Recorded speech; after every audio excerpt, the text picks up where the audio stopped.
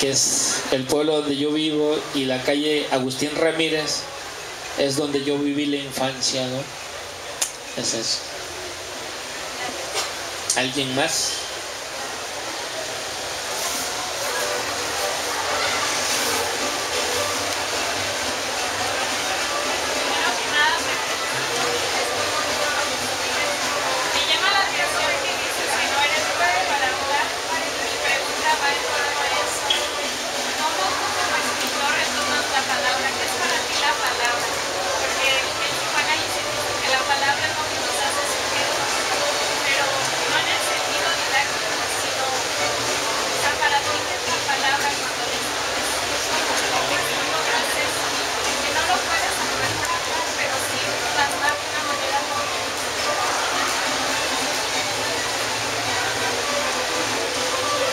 Bueno,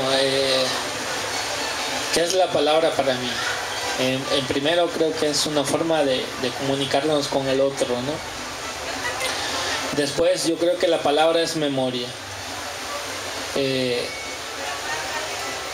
Y por medio de la palabra es como nos comunicamos y nos entendemos. Sí soy malo para hablar. Y además siempre me pongo nervioso, ¿no? Cuando estoy ante mucho público, porque a pesar que llevo en este rollo como 20 años, me dan miedo los públicos, ¿no? Pero yo creo que la palabra es la memoria colectiva. La memoria colectiva que vamos transmitiendo de generación en generación, y todos los seres vamos aprendiendo los conceptos por los que nos movemos, ¿no? O sea, yo creo que es eso.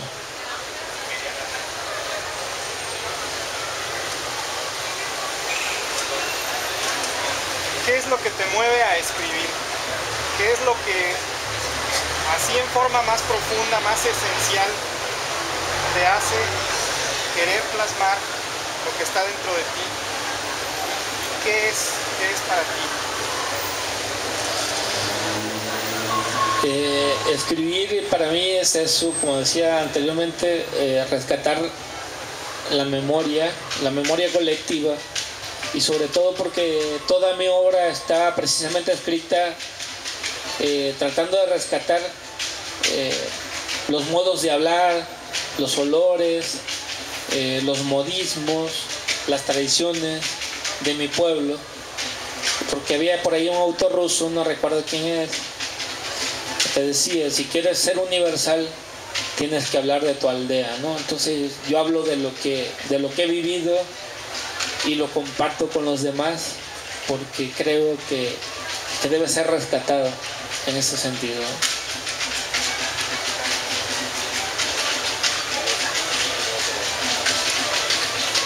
Dentro de las influencias que todo escritor tiene, ¿cuáles son los ecos que a usted lo llenan, maestro?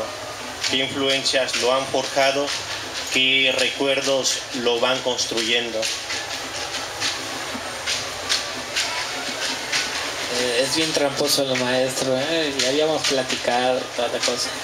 Pero bueno, creo que influencias tengo un montón, ¿no? Desde El Principito, pasando por 100 años de soledad, hasta Alfred Jelinek, ¿no?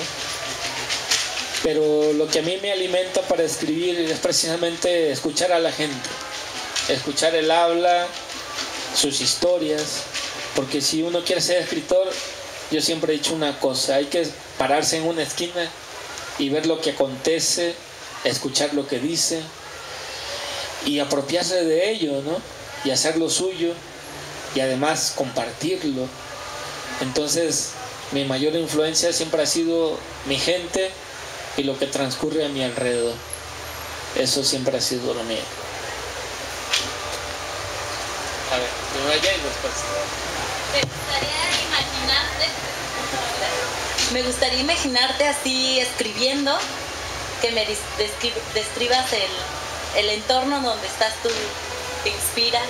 Dices que es necesario bueno, que ves tú alrededor la gente, pero por ejemplo, el de la abuela. ¿Pudieras describirme dónde estabas? ¿Cómo te sentaste a escribirlo? ¿Qué te inspiró? Bueno, lo que me inspiró fue precisamente eso, ¿no? El funeral de mi abuela, ¿no? Yo decía hace un momento que toda mi obra está construida a partir de retratos de familia, ¿no?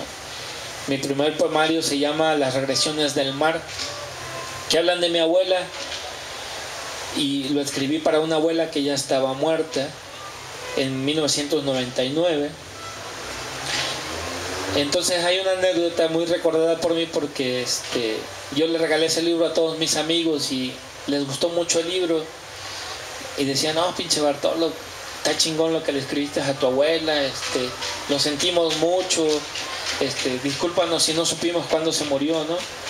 Entonces un día yo los invito a mi casa y quien los atiende es mi abuela y me empiezan a reclamar y me dicen, no mames, cabrón, ¿cómo que escribes un libro para tu abuela que está muerta y está viva? Digo, de eso se trata la poesía, ¿no? De que transmitas cosas y las sientas, ¿no? Entonces, este libro, Calle Agustín Ramírez, yo lo escribí, pero al principio no me gustó y lo dejé un año ahí, olvidado, porque todo lo que estaba escribiendo eran más sentimientos que poesía, ¿no? Porque yo siempre he pensado que la poesía debe de ser polifónica, ¿no? Decirle a toda la gente muchas cosas, no nada más lo que uno siente, sino que le transmitas al otro ese sentimiento y aparte le evoque otra circunstancia, ¿no? Entonces ese poemario lo escribí pues lleno de dolor, porque como decía, mi abuela siempre ha sido la imagen preponderante en mi infancia. Ella nos crió, ella nos dio la educación, nos formó como seres humanos y yo siempre con ella me llevé pues cabrón, como se puede decir, porque ella me decía que yo era un chaneque cabrón y yo le decía que ella era también un chaneque cabrón, ¿no? Y nos llevamos así de a cuartos, como dicen los niños, ¿no? Entonces creo que a todos los de la familia fue el único que respetó hasta el último momento, ¿no? En el sentido de la querencia, no tanto de que fueras importante, sino que comulgábamos, ¿no? Entonces así escribí ese libro. Ahora sí, Maritza. Mi pregunta es, ¿cuándo empezaste a escribir y cómo fue? Bueno, siempre empezamos a escribir por error. Yo empecé a escribir porque, como decía hace un rato, era muy malo hablando y no sabía cómo decirle a una chamaca que me gustaba. Entonces, pues le escribí una carta de amor y lo único que me dijo es que eres bien cursi, a mí me gusta aquel que es más cabrón que tú. Y pues me chingó, ¿no? ¿Qué le vamos a hacer?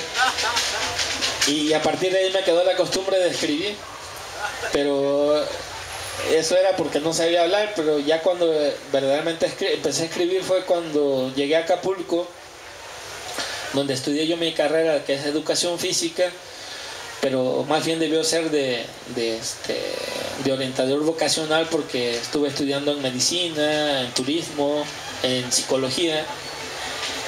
Y pues me decidí al último por educación física, ¿no? Ahí fue cuando descubrí verdaderamente qué es lo que yo quería hacer, porque me encontré con otros locos igual que yo que escribían y éramos tres que hicimos un periódico mural en la Escuela de Ciencias Sociales que se llamaba La Idea Azul, ¿no? Bien cursi el nombre. Y enfrente de nosotros estaba otro colectivo que se llamaba El Muro de los Lamentos, que después nos absorbió, porque nosotros nada más llegamos a hacer 3 periódicos murales porque nunca nos poníamos de acuerdo. Siempre nos peleábamos a ver qué íbamos a poner. Y éramos 3 amigos. Yo quería escribir como Oscar, se llamaba uno. Oscar quería escribir como Citlali y Citlali quería escribir como yo. Y nunca nos pusimos de acuerdo. Entonces, a partir de ahí empezamos a escribir pues ya de manera no profesional, porque yo siempre he dicho que soy un aprendiz de escritor y siempre seguiré siendo eso, un aprendiz de escritor, porque nunca se termina de aprender para escribir. No sé, ¿alguien más? A ver. Es la tercera vez que el maestro Jesús Bartolo está aquí en Morelia. La vez anterior estuvo en la Escuela de Letras compartiendo sus textos, y hace unas horas platicando con él comenta la diferencia de lo que es escribir por escribir y de lo que es escribir buscando la permanencia. Sabemos que hay mafias culturales a nivel nacional, luego son las que concentran como las maneras de expresión, y que pues llegan a ser aquello que no nos convence, aquello que nos hace sentir vacíos. Entonces, maestro, dentro de la permanencia del quehacer literario, en este caso la poesía, ¿cómo podemos sentir esa permanencia como personas diarias, intentando leer, intentando escribir, intentando ser? Lo que usted decía de la permanencia de la poesía, no sé si nos lo pueda compartir aquí también.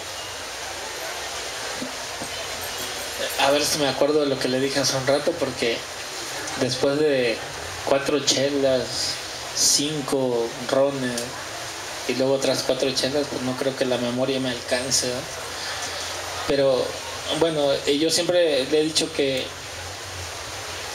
escribir para permanecer debiera ser algo que no es para ganar premios, una, ¿no? 2, que cuando tú leas algo toque al individuo sin necesidad de explicarle lo que estás leyendo. 3, le decía yo, cuando alguien te dice, maestro, leí su libro y me cambió la vida, aunque no sea un libro bestseller ni de ¿cómo se dice?, de ayuda personal, de superación personal, y le cambiaste la vida con un verso, yo le decía, estamos del otro lado, ¿no?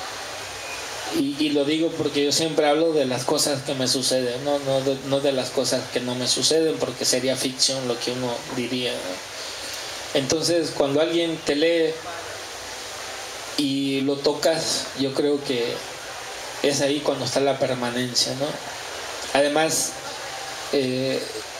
yo siempre he sido un escritor que, a pesar de que me han publicado instituciones públicas, he tenido la mala fortuna de que esas instituciones por lo regular nunca difunden tu obra, y mi obra siempre ha circulado de mano en mano, de amigo en amigo, o de presentación en presentación, y es así como yo me he ido abriendo brecha en este círculo de la literatura, ¿no? De las mafias, que puedo decir, que me dan risa y que los admiro porque pues el dinero quita los nervios, ¿no? Pero son intrascendentes. Puede haber 1000 Chimales, puede haber 1000 Bojorges, puede haber, no sé, un chingo de cabrones que ganan premios, ¿no? Perdón por la palabra, pero cuando uno los lee y termina de leerlos y se queda con ese vacío en el que no nos dice nada, pues es eso, ¿no? Un poemario premiado, que bien, muy bonita técnica, a lo mejor muy oscuros, a lo mejor muy limpios, pero si el poemario o el poema que tú escribes no tiene carne, no tiene sangre, no tiene vida, no tiene emoción, no sirve para nada. Yo siempre he creído eso, y quien diga lo contrario, pues lo felicito. Dentro de su libro No es el viento el que disfrazado viene, hay una parte, una imagen, que es la línea amarilla. La línea amarilla lo es todo al mismo tiempo: los muertos, la abuela, el propio poeta, la propia visión que tiene el poeta del futuro, y en este caso de los murmullos y los recuerdos y el pasado. ¿Nos puede leer algo de esos versos, maestro, por favor? Voy a checar si me acuerdo dónde está la línea amarilla. Ok, dice el maestro que casi al inicio.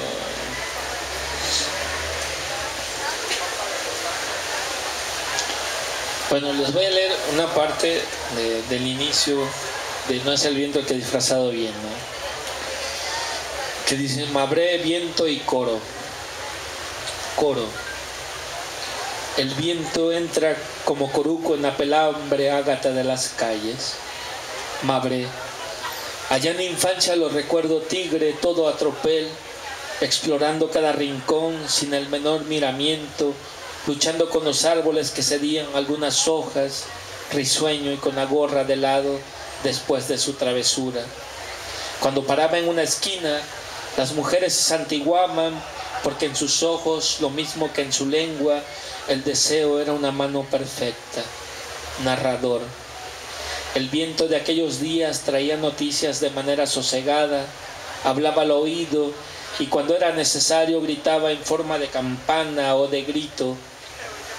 Otras veces graznaba y los viejos comprendían el presagio.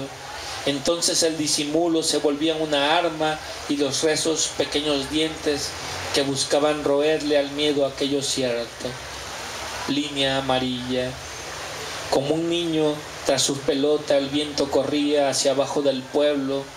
Cuando cambiaba de dirección subía de peso y un húmedo olor como de lejos traía en sus dedos. Mabré. Por él supe la palabra mar y de una carretera